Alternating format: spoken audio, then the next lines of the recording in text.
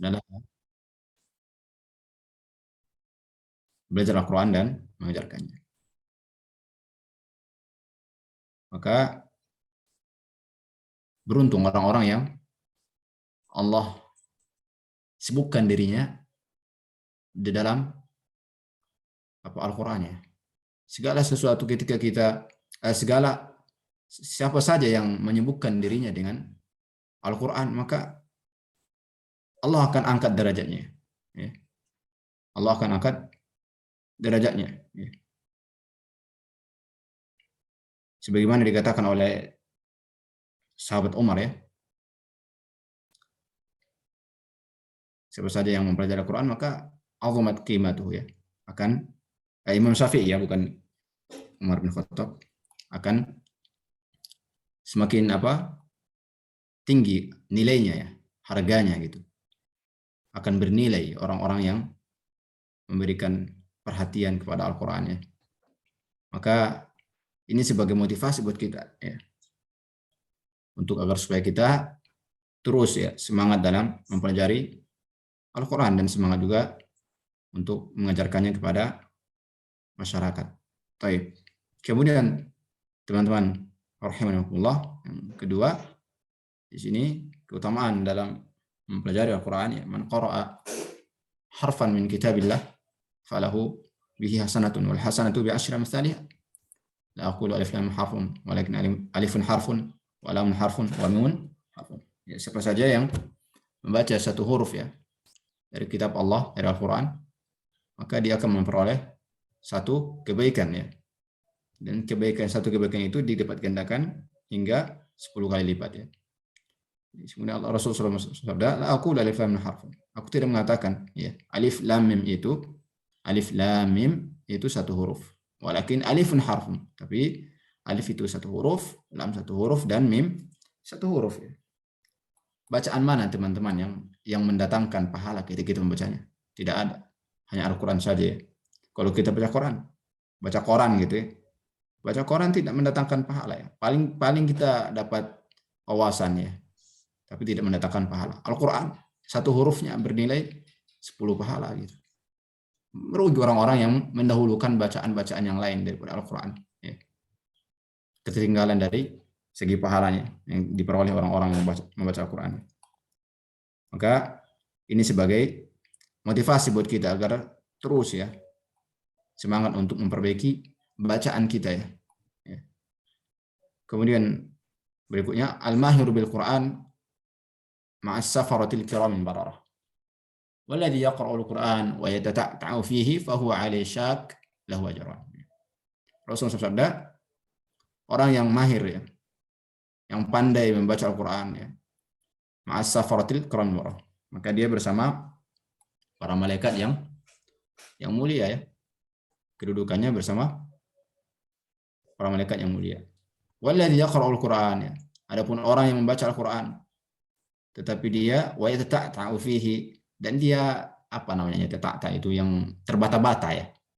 Terbata-bata, tersendat-sendat gitu. Masih suka keliru gitu, masih suka keliru ya, suka salah-salah gitu ya. Belum pas tajwidnya maka masih salah, tajwidnya masih salah. Maka kata Rasulullah wa huwa 'alaihi syak, dan dia merasa kesusahan gitu. Falahu ajrannya. Maka baginya 2 pahala. Pahala usahanya dalam membacanya agar supaya benar ya, sama pahala niatnya. Taib. Kemudian keutamaan berikutnya ya. Ini keutamaan berikutnya, permisalan seorang yang membaca Al-Quran itu ya, seperti apa nih? Utrujah. Apa teman-teman? Ada yang tahu arti utrujah? Rihuha tayyibun, yang dia baunya itu wangi gitu. Wa ta'muha tayyib. Ini jenis buah-buahan ya. Ada yang tahu arti utrujah apa? Ya. Wangi, dia itu wangi, terus baunya itu wangi, ya segar itu baunya. Kemudian wa ta'muha tayyibun, dan enak juga dimakan gitu. Wa mathalul mu'min la yaqra'ul Qur'an. Sementara orang mukmin yang tidak membaca Al-Qur'an, kamathalit tamrah.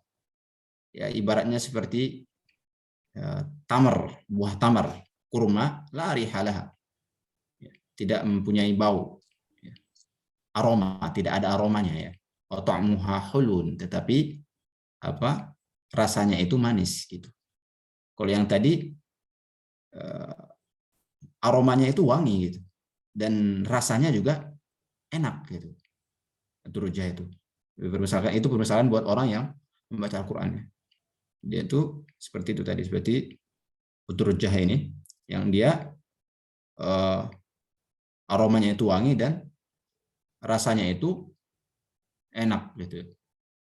Ya, sementara orang yang tidak membaca Al-Qur'an dia seperti buah tamar ya. Ibaratnya seperti buah tamar yang tidak memiliki aroma ya. Tetapi rasanya manis gitu. Rasanya manis. Itu orang yang mukmin. Kalau orang yang kafir beda lagi ya. Kemudian ini apa nih? Berikutnya Mas Edi, coba bawa lagi. Ini ya sebelumnya. Tadi masih ada satu lagi. Apa ini? Iqra'ul Qur'an fa innahu ya'ti yaumal qiyamah syafi'an li ashabi. Baca Al-Qur'an karena Al-Qur'an itu akan datang pada hari kiamat sebagai penolong ya, syafaat. Syafaat itu penolong. Li ashabi, buat para pembacanya. Li ashabi di sini kata ashab, apa makna dari ashab teman-teman? Ada yang tahu? Apa? Sahib, ashab. Apa artinya? Teman. Sahabat itu dari kata ini. Ya. Ashabi. Kita kena di sini Rasulullah menggunakan lafaz ashabi, ya.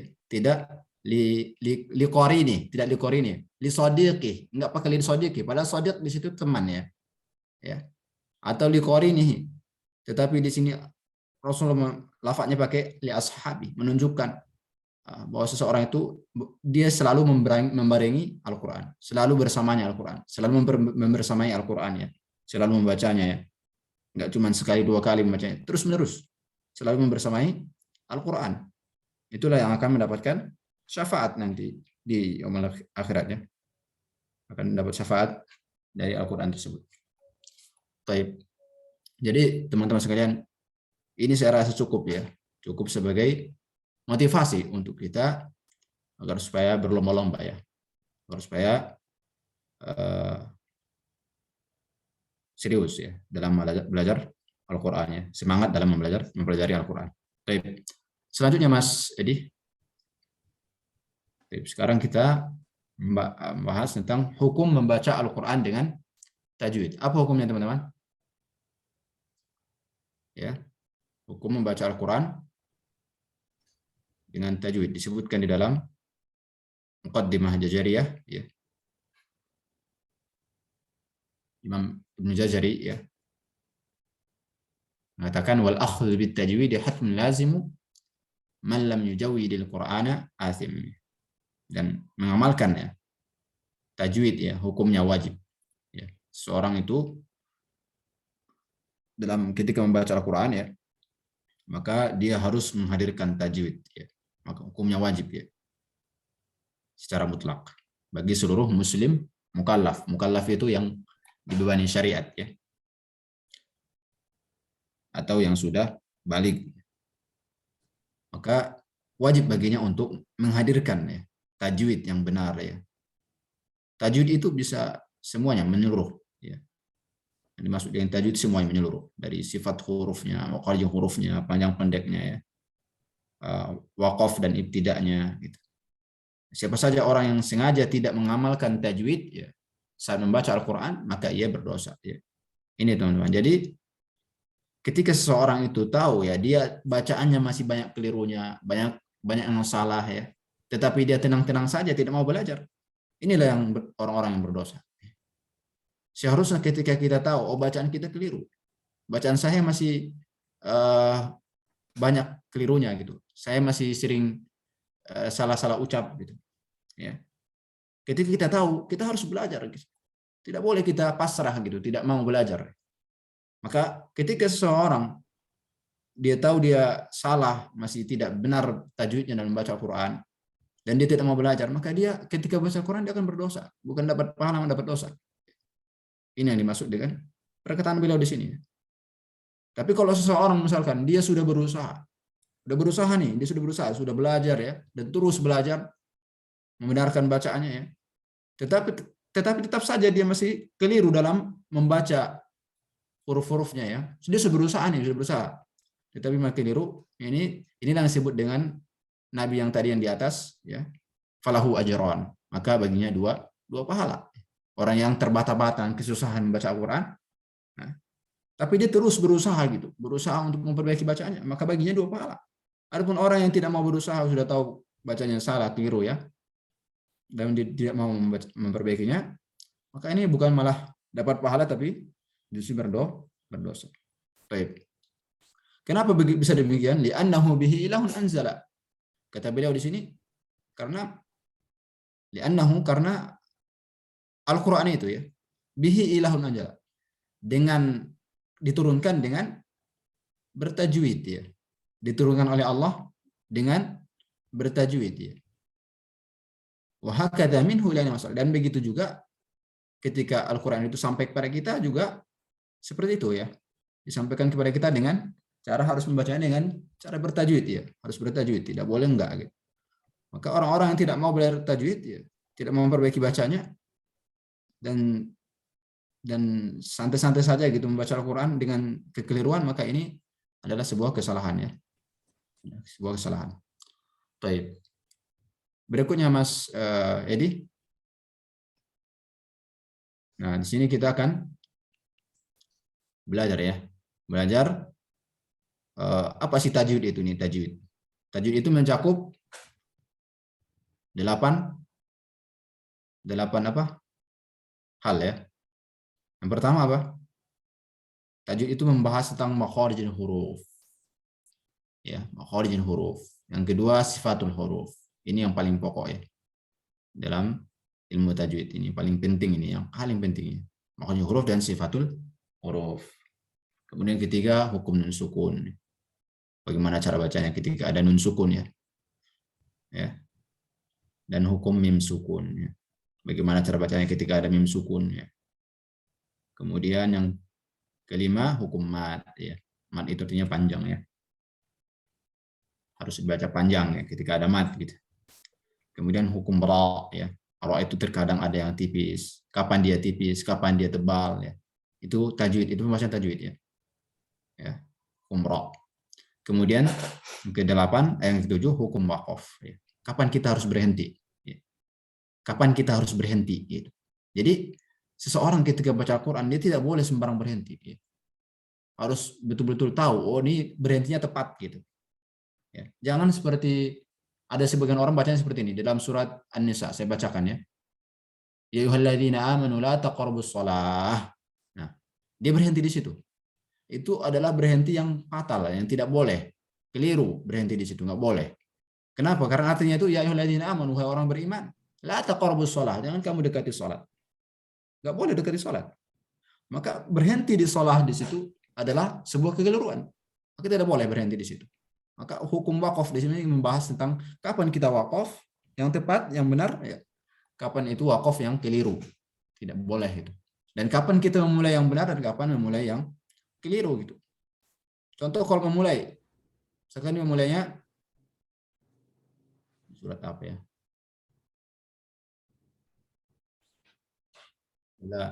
Ulaika ala hudam min rabbihim. Nah, dia wakaf nih. Dia ulaika ala hudam min rabbihim. Dia wakaf di situ. Tapi dia memulai kembali enggak langsung, dia enggak langsung, tapi diulangnya hudam mir rabbihim wa ulaika humul muflihun. Ini kurang tepat ya, memulai seperti itu kurang tepat. Jadi tajwid itu membahas tentang hukum wakaf. Kapan kita berhenti dan kapan kita memulai ya. Jadi enggak sembarang berhenti ya. Juga enggak sembarang memulai gitu. Harus betul-betul tepat. Ya, ibaratnya kalau kita parkir sembarangan di tepi tengah jalan gimana teman-teman? Bakal ditabrakan sama motor kan ya. sama yang lain. Nah, begitulah. Ini juga membaca Al-Qur'an itu juga tidak boleh asal berhenti, tidak boleh. Ya, maka harus kita berhenti sesuai dengan yang tepat gitu. Sehingga tidak merubah maknanya. Kemudian yang ke-8 dalam ilmu tajwid itu membahas tentang ayat ghoribah, ya. Ayat-ayat yang gharib gitu. Mas Edi, bisa dilanjut lagi. Sekarang kita masuk pada pembahasan yang pertama dari apa tadi? Tajwid itu yaitu makharijul huruf, ya. Makharijul huruf. Apa arti makharijul huruf, teman-teman? Makharijul huruf artinya tempat-tempat keluarnya huruf. Jadi huruf-huruf hijaiyah, huruf-huruf dalam bahasa Arab itu ada tempat-tempat keluarnya. Masing-masing ada, setiap huruf itu ada tempat-tempat keluarnya. Di sini disebutkan oleh secara garis besar ya, tempat-tempat keluarnya huruf itu ada berapa. Di sini disebutkan sama Imam Ibnu Jazariyah dalam Muqaddimah Jazariyah, wa kharijul huruf 17 alladzi yakhtaruhu man ikhtabar. Ini ada yang keliru, ini salah tulisannya ini ya. Tempat-tempat keluarnya huruf hijaiyah itu ada 17 dari 29 huruf hijaiyah ya. Berdasarkan pendapat yang terpilih dari para ulama ahli qiraah. Pendapat ini yang dipilih oleh Al-Imam Ibnu Jazari. Meskipun sebetulnya teman-teman ini terjadi khilaf ya di antara para ulama. Ada yang mengatakan tempat-tempat keluarnya itu, ada yang mengatakan 17, ada yang mengatakan 15 gitu ya, 14 ya. Masing-masing berbeda-beda gitu ya. Dan semua berporos pada hamzah dengan alif itu. Ada yang menjadikan hamzah dengan alif itu satu, kemudian menjadikan huruf lam, ra, nun itu satu makhraj. Makanya ada yang mengatakan 16, ada yang mengatakan 15. Ya. Tapi yang dipilih oleh Imam Ibnu Jazari, tempat keluarnya huruf itu ada secara garis besar itu ada 17 tempat ya. Ada 17 tempat. Baik. Meskipun sebetulnya setiap huruf itu berbeda-beda semua ya, berbeda-beda semua. Baik, lanjut Mas Edi. Baik, makhrajul huruf ya. Tadi kita sudah sebutkan ada 17 makhraj. Ada 17 tempat keluarnya huruf, masing-masing dari semua huruf itu. Ya. Yang pertama al-jauf. Ya. Ini yang pertama al-jauf. Keluarnya dari al-jauf. Apa itu al-jauf, teman-teman? Mencakup rongga tenggorokan dan rongga mulut. Ruang kosong yang ada pada rongga tenggorokan dan rongga mulut. Darinya keluar huruf mat. Nanti ada di bawah penjelasannya. Kemudian al-halq. Ya. Keluar dari rongga tenggorokan. Ada huruf-huruf yang keluar dari rongga tenggorokan, yaitu huruf apa itu? Ustaz? Gimana? Ustaz Alif? Ustaz Alif? Jadi recording kelas. Jadi al-halq ya.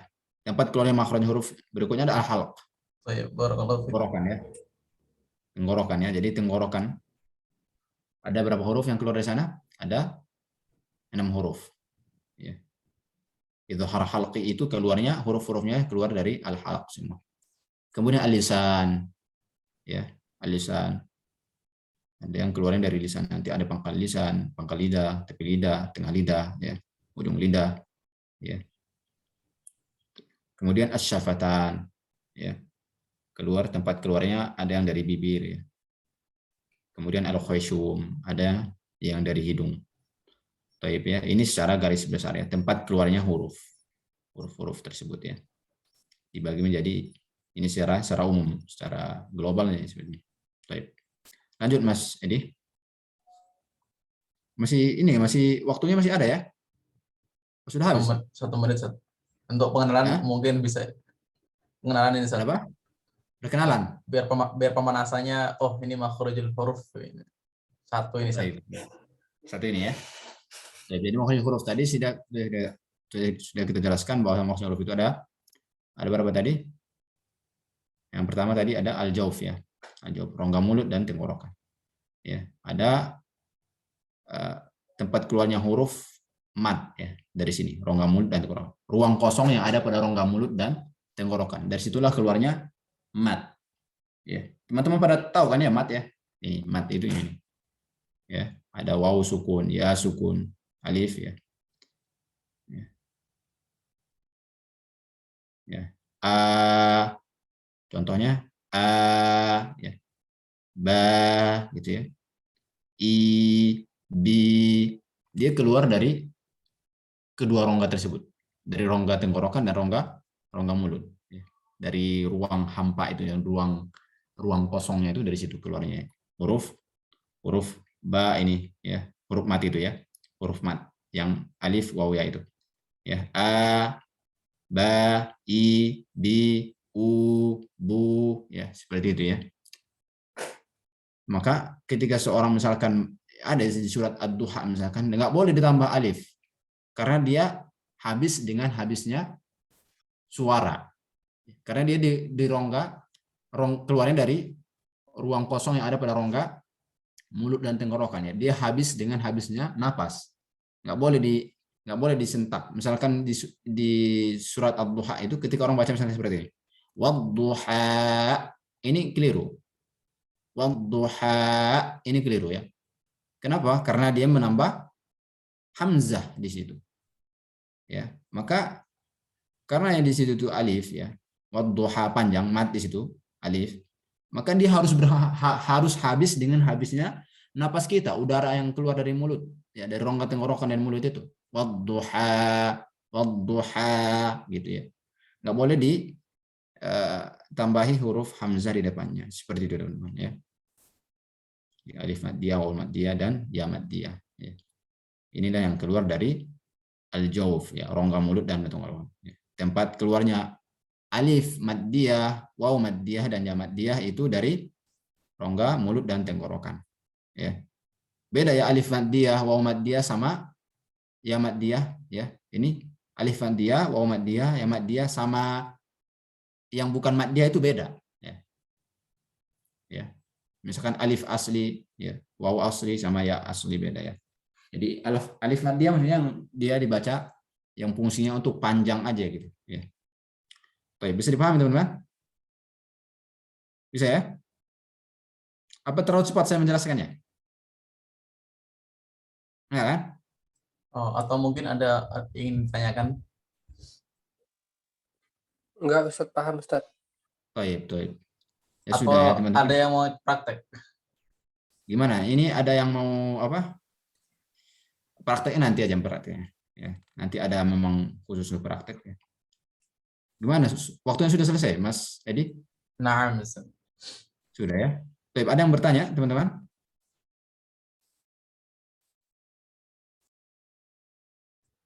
Ustaz Ada yang bertanya? Yaya kayaknya mau tanya itu. Silakan Ustaz. Ya.